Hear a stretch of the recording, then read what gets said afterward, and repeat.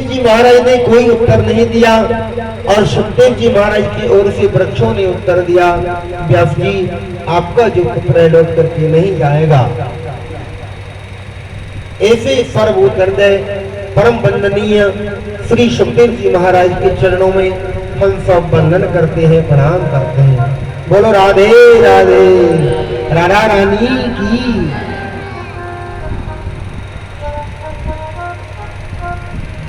एक स्थान है, एक बार ऋषि देवता शनि भगवान के पास में गए और भगवान से कहा, प्रभु हम दीर्घकालीन यज्ञ करना चाहते हैं, संत समागम करना चाहते हैं, तो कौन सा पावन स्थान है, कृपा करके आप हमें बताएं।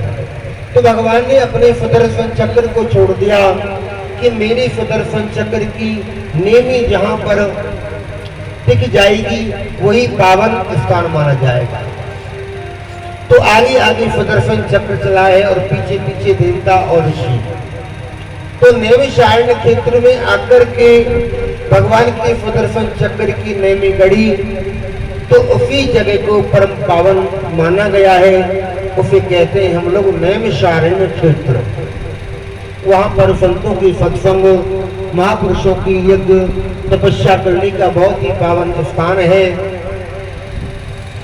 वहां पर श्री सूत जी महाराज का आगमन हुआ है और सोनकादि 88,000 ऋषि वहां पर विराजमान है। और जैसे ही श्री सूत जी महाराज आए हैं तो सोनकादि 88,000 ऋषि उठ करके खड़े हो गए। तो सूत जी ने कहा, ऋषियों आपकी तो बहुत लंबी लंबी बड़ी आयु है और मैं तो एक छोटा सा बालक हूँ, आप मुझे देख करके क्यों खड़े हो गए? बोले महाराज, व्यक्ति उम्र से आयु से बड़ा नहीं माना जाता है, जिसके अंदर ज्ञान है वही बड़ा है। कृपा करके गुरुदेव आप हमें कोई पावन कथा सुनाएं। सूत जी महाराज से कहा कि अज्ञान ध्वांत विध्वंस कोटि शूर शम प्रभा सूताक्षाय कथा सारम मम कर्ण रसायनम। हमारे कानों को जो प्रिय लगे ऐसी कोई पावन ग्रंथ की आप हमें कथा श्रवण कराएं, जिससे माया और मोह दूर हो जाए। ऐसी कोई पावन कथा जो हमें भगवान श्री कृष्ण की प्राप्ति करा देवे और परम प्रिय हो। महाराज, चिंतामणि तो केवल लौकिक सुख दे सकती है, लेकिन जब गुरुदेव प्रसन्न हो जाए तो शिष्य के लिए कौन सी वस्तु है जो ना मिल सके। तो गुरुदेव आप कृपा करके हमें कोई ऐसी पावन कथा श्रवण कराएं।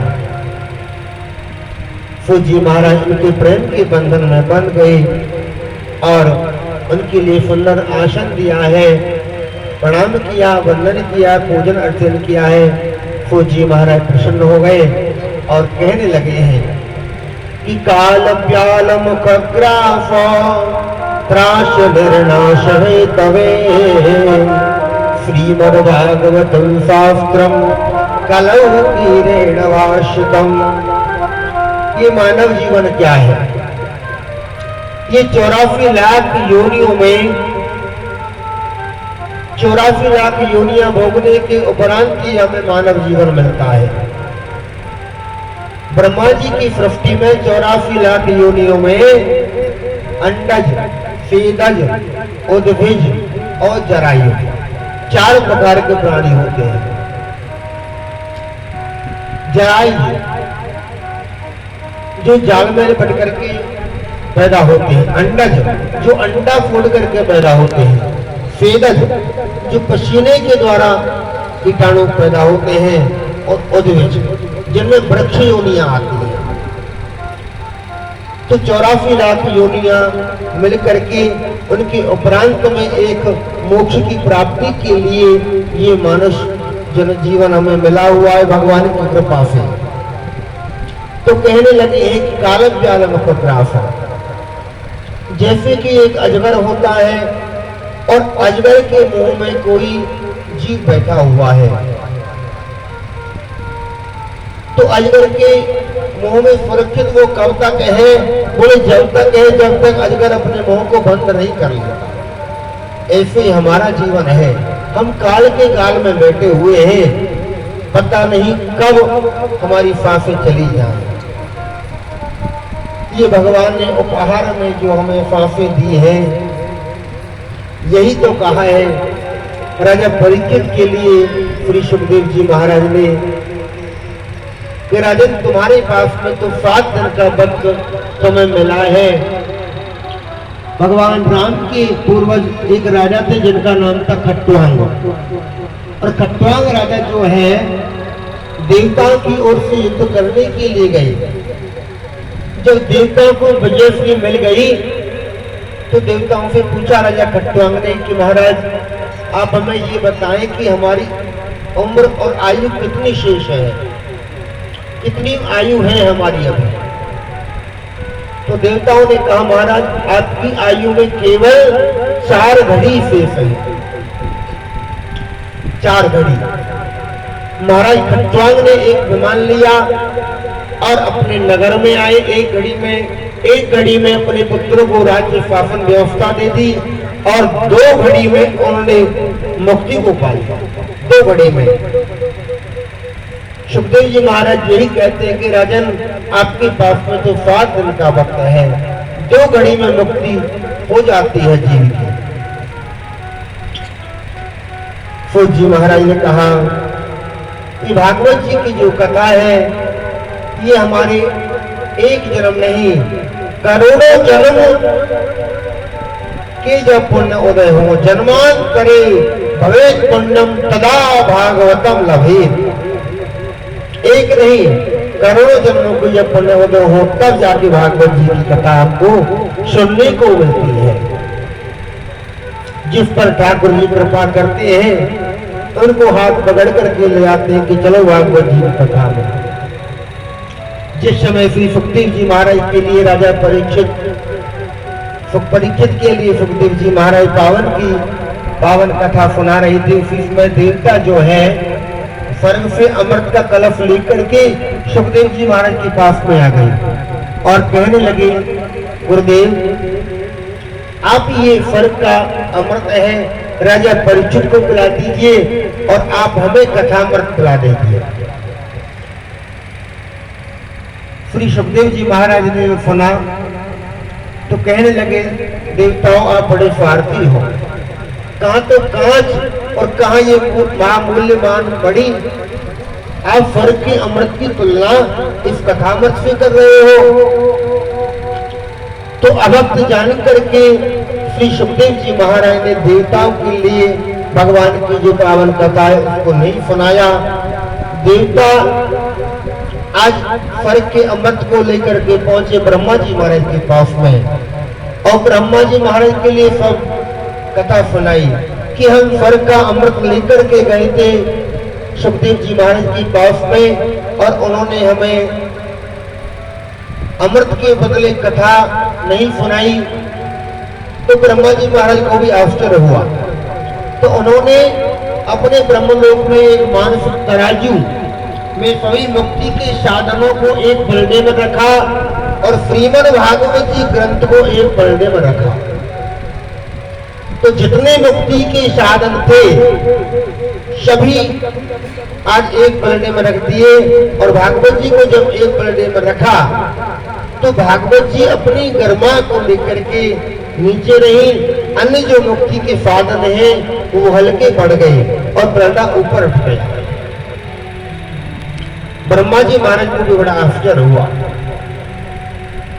श्री सूत जी महाराज कहते हैं ब्रह्मा जी महाराज भी मान गए कि भागवत जो है भगवान श्री कृष्ण का पावन ग्रंथ है,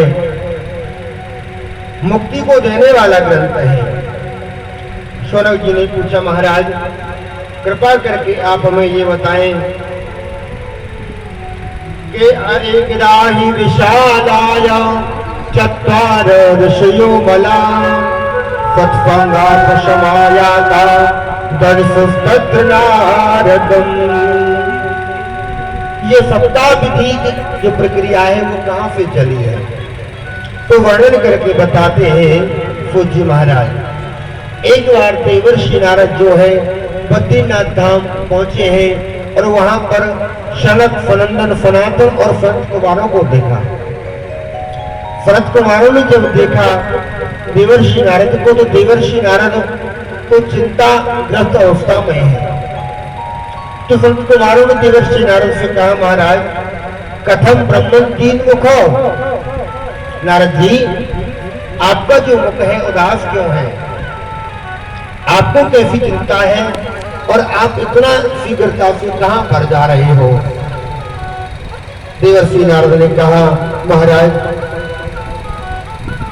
मैं श्रेष्ठ समझ करके पृथ्वी पर गया, पृथ्वी पर गया। अहम तो पृथ्वी यादो ज्ञातो सर्वोत्तमानति, उत्तम समझ करके मैं पृथ्वी पर गया, लेकिन पुष्कर प्रयाग अनेक तीर्थों में गया, गोदावरी काशी हरिक्षेत्र अनेक तीर्थों में गया, लेकिन मेरे मन में शांति नहीं आई। कली का जो मित्र है अधर्म, उसने सभी की बुद्धि को विकृति में ला दिया है। सभी लोग अपने पेट की पूर्ति के लिए दौड़ लगा रहे हैं।